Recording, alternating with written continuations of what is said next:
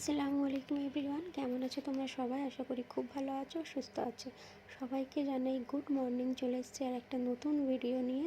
তো চলো শুরু করা যাক। সকালে দেখো এখানে আমি উঠে পড়েছি, এখন বাজে সকাল 8টা মতো হবে। এখানে ইনায়াতের ব্রেকফাস্ট হচ্ছে। এটা দেখো ছাতুর পরিচ। তো ছাতু দিয়ে এইভাবে করে দিলে ইনায়াত খায়, তাছাড়া খেতে চায় না। ইনায়াতের রেডি ফেডি করে স্কুল পাঠিয়ে দিয়েছি। আর এখানে দেখতে পারো বিছানার অবস্থা। ইনায়াত চলে গেলে ঘর অনেকটাই নোংরা হয়ে থাকে, তারপরে ধরে ধরে সবাই পরিষ্কার করলাম। তারপরে চলে এলাম সকালে ব্রেকফাস্ট করতে। তো এখানে ইনায়াতের স্কুলের টিফিন দেব, যার কারণে এখানে ওই জন্য টিফিন রেডি করছি। আজকে টিফিনে কি দেব চলো তোমাদেরকে দেখিয়ে দিই। এখানে প্রথমে একটা রুটি করছি ইনায়েতের পাপার জন্য, কারণ একটা রুটি খাবে সকালে, ডিম রুটি খাবে, ওই জন্য একটা রুটি করে নিচ্ছি। আমরা খাবো পুরি, তো পুরি সহজে খেতে চায় না, যার কারণে এখানে একটা ডিম আমি ভেজে নেব। এটা ইনায়েতের পাপার জন্য। তো এটা আগে ভেজে আমি তুলে নেব, তারপরে ইনায়েতের জন্য করব। তো সকালে ভাবতে হয় যে ইনায়েতের কি টিফিন দেবো না দেবো, কারণ ও না সহজে যা তা দিলে খেতে চায় না। মানে আগে বলবে আমাকে এটা করে দাও, ওটা করে দাও। এখন বড় হচ্ছে তো, আগে যা দিতাম খেয়ে নিত, এখন চিন্তা হয়ে যায় ওকে ভালো কিছু দিতে হবে। তো এখানে দুটো রুটি করেছি, কারণ আমরা খাবো পুরি, আর আমার বর সহজে পুরি খেতে চায় না, যার কারণে এখানে একটা রুটি করে দিলাম। ইনায়েতের করছি তো ভাবলাম একটা রুটি ওকেও করে দিই। এইভাবে একটা রুটি করে আমি তুলে নিলাম, তারপরে ইনায়েতেরটাকে স্টার্ট করি চলো। আর ইনায়েতের এখানে আমি এগ রোল করবো, যেটা কিন্তু আমি আটা দিয়ে করছি, ময়দা নয়। তো বাচ্চারা যতটা পারি হেলদি খাওয়ানোর চেষ্টা করি। তো এখানে একটা ডিম ফ্রাই করে আমি নিয়ে নিলাম, ফেটে নিলাম, তার উপরে দিয়ে দিলাম রুটিটা।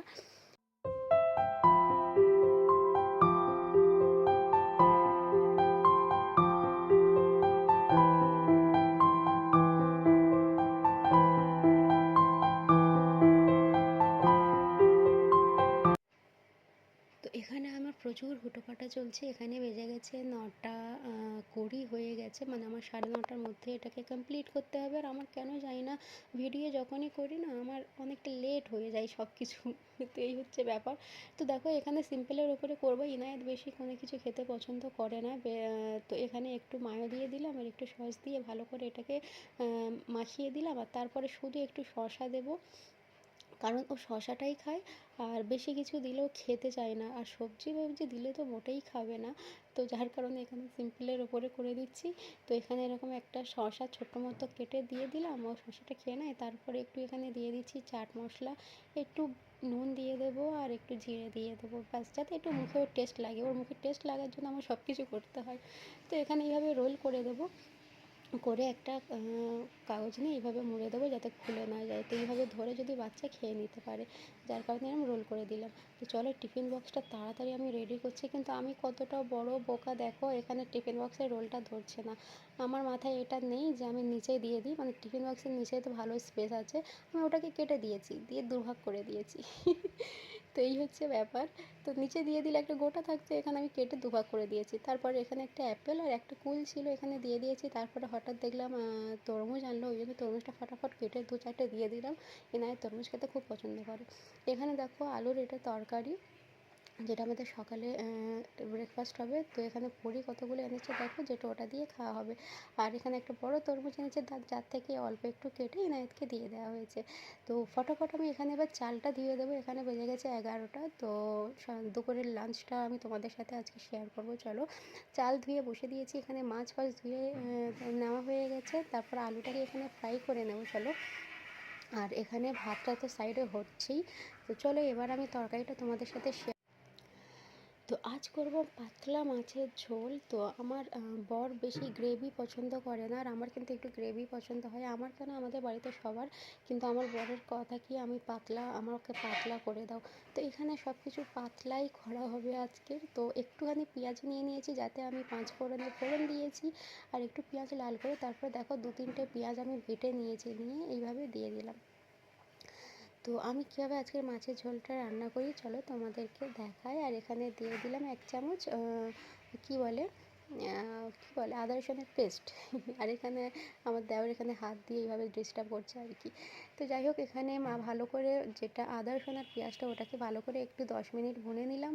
নেওয়ার পরে ঘরোয়া যেসব মশলা থাকে সেগুলোই দিয়ে দিলাম। একটু 2 চামচ লঙ্কা, 2 চামচ হলুদ, 2 চামচ জিরে, তারপর কাশ্মীরি লঙ্কাটা না আমি একটু বেশি দিই, ঝালটা একটু কম দিই, যেহেতু ইনায়েত একটু খেতে চায় না ঝাল, ওর কারণে একটু ঝাল কম দেওয়া হয়। তো আমি যখনই রান্না করি একটু ঝাল কম দেওয়ার চেষ্টা করি যাতে তরকারিটা খেতে পারে।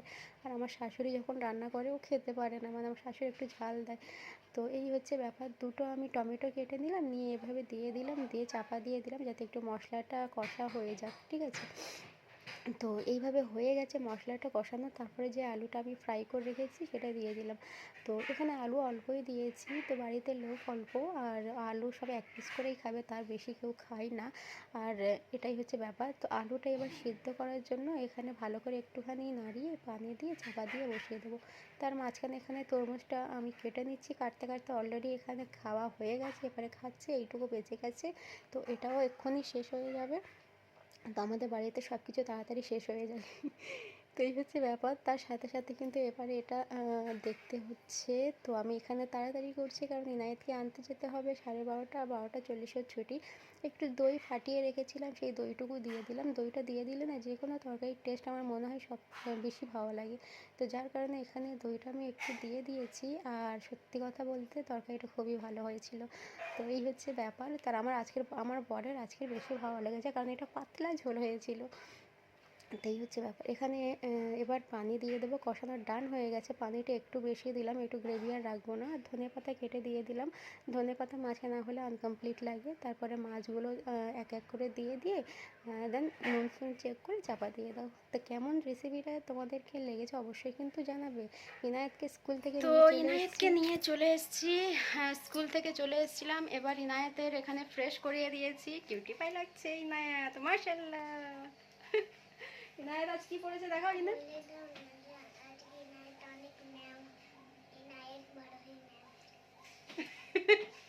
ইনায়েত ম্যাম হবে এবার, এবার ও ম্যাম সাজবে, একটা পেন নেবে, বোর্ড নেবে, এবার ম্যাম সাজবে। যাই হোক তার আগে খেতে হবে কিন্তু, ইনায়েত খেয়ে নিয়ে তারপরে ম্যাম সাজবে। এখানে এসো, এখানে এসো। मछली जल की रानी है জীবন ইচকা। ইনু মাছ খেতে চায় না, একবার ওর মাছ কাঁটা ফুটে গেছে, তারপর থেকে আর মাছ টোটালি খেতে চাইছে না। গোস্ত তো রান্না হয়নি, মছলি মছলি। চাচু মোটা। তো এবার যাবো গোসল করতে, চলো এবার গোসল করে নিই, তারপরে কথা হচ্ছে। তো দুপুরবেলা ফ্রেশ ট্রেশ হয়ে গেছি, ইনায়েতের খাইয়ে দিয়ে ওকে সব কিছু করে আমি নামাজ টামাজ পড়তে বসে গেছি। অলরেডি আমার নামাজ হয়ে গেছে, কিন্তু সত্যি কথা তোমাদের একটা ভালো কথা বলি, ইনায়েত আমার সাথে 12 রেকাত নামাজ পড়েছে। তো আমার সাথে সাথে আমি যেভাবে করছি সেইভাবে করে আজকে আমার সাথে নামাজটা কমপ্লিট করেছে। তো আল্লাহর হেদায়েত দিয়ে কী মনে হলো বলছিল মাম্মা আমি নামাজ পড়বো। তো নামাজ পড়তে পড়তে দেখো মেহেন্দি দেখতে পেয়েছে, ও মেহেন্দি লাগানোর জন্য এবার জেদ করছে, তোকে মানা করছে না লাগাতে, এবার ঘুম ঘুম পাড়াবো, তো এখন মেহেন্দি লাগাবে বলছে। তো সেটাই ওর সাথে বকবক করছি। ভিডিও আমি এখানেই এন্ড করছি, দেখা হচ্ছে নেক্সট ভিডিও। আর এবার আমি দুপুরে লাঞ্চ করতে যাব, চলো আমি খেয়ে নিই। আর ভিডিও কেমন লেগেছে কিন্তু অবশ্যই জানাবে। এখানে মাছের ঝোলটা সত্যি খুবই ভালো লেগেছে। তো ভিডিও ভালো লাগলে লাইক করে দিও, শেয়ার করে দিও, সাবস্ক্রাইব করে দিও, আর আমার পাশে থেকো। বাই বাই, ভালো থেকো।